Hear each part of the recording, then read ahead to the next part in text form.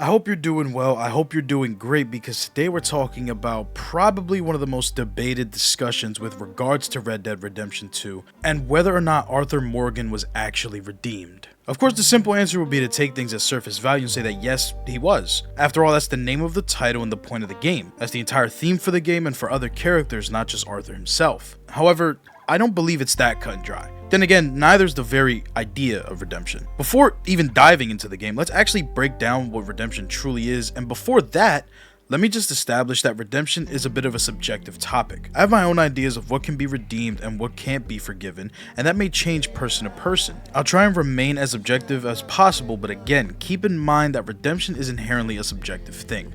You may justify things I wouldn't, I may justify things you wouldn't. However, I'm curious to hear if you guys think Arthur redeemed himself, so comment down below. But that being said, what does redemption actually mean, and what does it mean to be redeemed as a person? If we're going by the literal definition, it means the action of saving or being saved from sin, error, or evil, which of course has a religious subtext. But for the sake of the video and comment section, honestly, I'm gonna ignore that subtext and just take the definition for what it is. Many of us commit acts we're not proud of and look for something good to do in an attempt to offset the bad act we just committed. It's not a new idea or some groundbreaking ideology. Put simply, we do good things so we can feel better about the bad things. And I sort of enjoy pondering that. Is redemption altruistic? Meaning, do people do better things after having done bad in an attempt to feel better about themselves? Or is redemption sought after because that's the right thing to do? I personally, honestly, believe it's a bit of both. I believe that deep down, people know right from wrong. However, in doing those things, some of us try to justify them in the moment, and for most,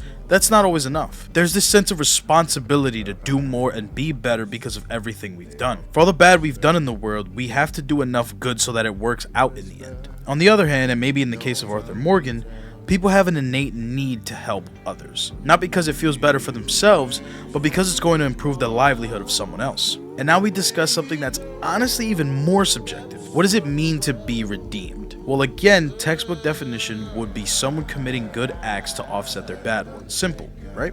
Not necessarily. Let's use Arthur in probably one of my favorite points in the game that needed just a tiny tweak. Arthur is used as a weapon, for lack of a better word, for people like Leopold Strauss, and it's ultimately what gets him killed. If you're watching this, then you know the story. Arthur beats on Thomas, who has tuberculosis and contracts the illness himself, but hang on for a second. Arthur beat Thomas Downs, demanding he pay the debt owed to Strauss. He returned again and demanded the money from Edith Downs, Thomas's wife, even after learning about the passing of her husband. This set in motion a string of events that would lead to absolute rock bottom for the remaining members of the Downs family. Edith Downs is forced to become a prostitute in an attempt to take care of herself and Archie, her son. Archie himself is forced to work as a miner and is bullied until, ironically enough, Arthur steps in. The time between these events unfolding and Arthur stepping back into their lives is a hefty amount, and it allows for some much needed reflection on Arthur's part. See, upon helping Archie from being bullied and beaten, Arthur then convinces Edith and Archie to leave town and start somewhere fresh. Maybe she's right. I don't know. I don't know anything about morals. She's still heading out. Working, you know? I'm sorry, son. Sorry about all of this. Mama! Oh, you're a silly boy. Oh, Archie. Oh, we do. Get out of here. Go. Live someplace else. Start over. Here. Take this. I don't need it no more. I don't want your money. Yeah, I know you don't want it. I don't. You sure as shit need it. Take it. No. I ain't looking for forgiveness. It ain't about that.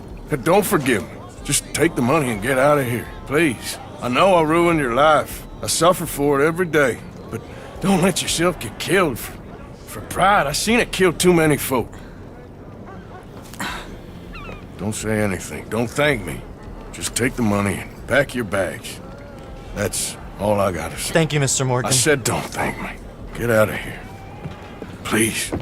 This scene is especially interesting. It lays a much needed foundation for a legitimate redemption arc for Arthur. Because by this point, Arthur has already lived with tuberculosis for a while. His cough attacks and dry throat and pale skin being massive indicators that something terrible is going to happen and there's nothing he can do to stop it. Arthur chooses to right his wrongs. He says it himself, he's going to die so nothing he does matter, but he's not looking for forgiveness because it's not about that. It's about doing the right thing because it's for the betterment of someone else. In his case, it just so happens to be the people whose lives he's ruined. In my honest opinion, I believe this scene should be tweaked a bit. Maybe have Edith accept the money without remorse, maybe have her condemn him again. There's a lot more that could be said about this specific scene and how Arthur deals with this specific situation, but that's honestly for another time. That being said, is this redemption for Arthur?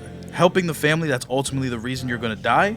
I'm not so sure. Given the nature of Arthur's circumstances and the group of people he finds himself with, it's hard to look at them from any angle other than from a protagonist perspective. They're the good guys in our story and should be treated as such. Let's shift that perspective a bit. Arthur is a part of a gang of bandits, plain and simple. Of course, they're one of the more tame gangs in the game, but a gang either way. The Van Allen gang are responsible for countless murders, robberies, scams, and so on and so forth. You get my point. Now, I'm not trying to take the holier-than-thou perspective because that would just be disingenuous, especially when they rob people that have immense wealth or just overall bad people. However, let's not act as if Arthur hasn't committed horrible acts. Story aside and protagonist aside, looking at Arthur purely for his actions, he's not a good man. He's a murderer, a thief, a con man, and just about anything a bandit of this time would be. While the blame falls undoubtedly on Arthur himself, some of it has to be passed on to Dutch, or more specifically, Arthur's surroundings. Arthur is a grown man who makes his own decisions by the time we meet him. However, acting as if he does bad shit because he wants to or enjoys it would be a very underhanded way of looking at the overall narrative. Arthur does what he does because in his mind it'll all benefit the gang and ultimately his family. Dutch has been the mastermind behind just about every action Arthur takes in his life because he's operating under the assumption that no matter what he does, no matter how far his actions go, it's all for the betterment of the gang. Every time they rob a bank, it's to gain enough money to start anew. Every time Arthur himself kills someone, it's because they've harmed a family member or pose a threat to his family. Every time that Arthur is acting, it is on behalf of someone else's betterment. One thing that also has to be examined is how much of the threat of death looming over Arthur actually affected him.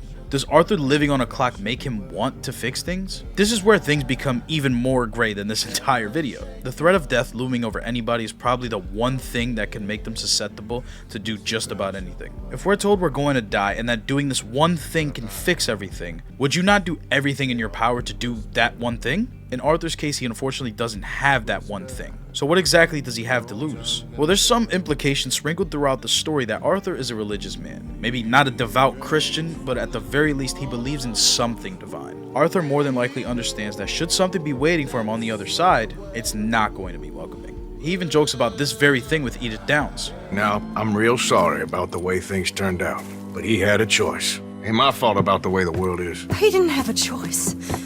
He was good and he did good. There wasn't no choice in that. And you as good as killed him yourself, and don't kid yourself. You had a choice. You speak as if killing was something I cared about. You ever wonder about eternity? You should. I hope it's hot and terrible, Mrs. Downs. Otherwise, I'll feel I've been sold a false bill of goods. Now, please. In his eyes, if he has to die, he's going to die a man he can be proud of. A man worthy of having lived a life, good or bad. Just being worthy enough to have lived at all would be good enough for him. Having said that, I do think half of Arthur's need to fix things do come down to a sense of self-preservation. As for the other half, I think it becomes evident in this conversation with Sister Calderon.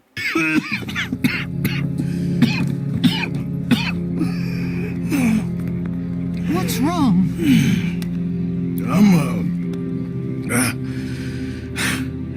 I'm dying, sister. Okay. Yeah, I got TB.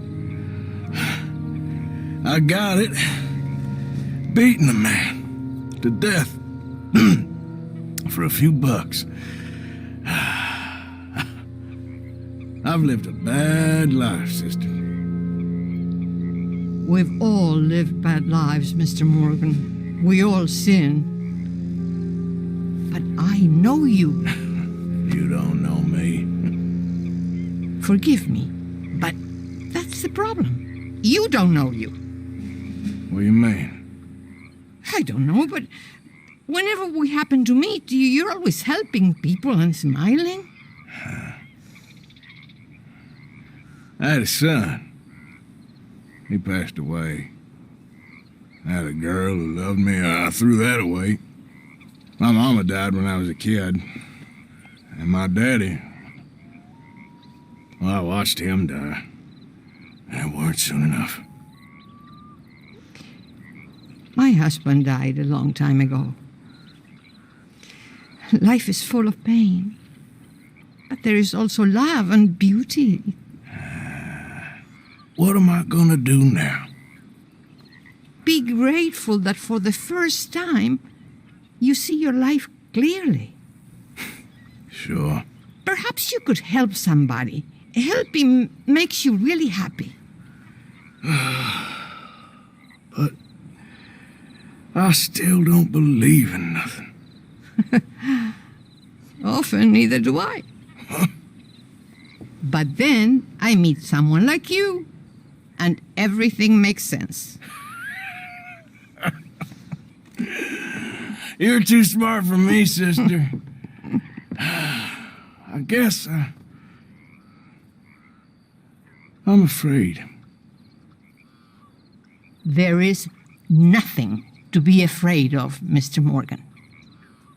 Take a gamble that love exists and do a loving act.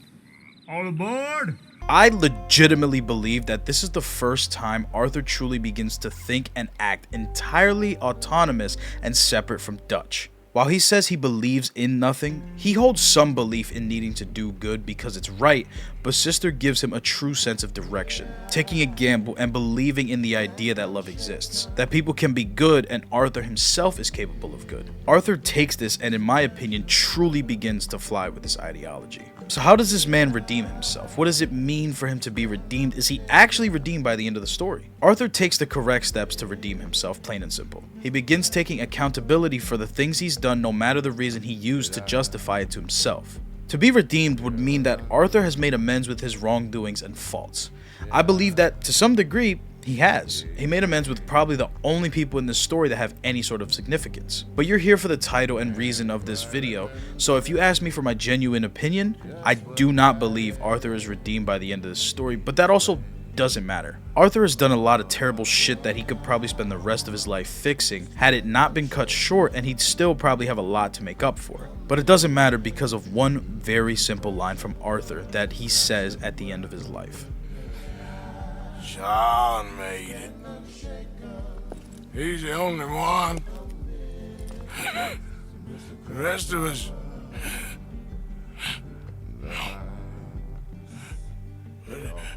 I tried. In the end, I did.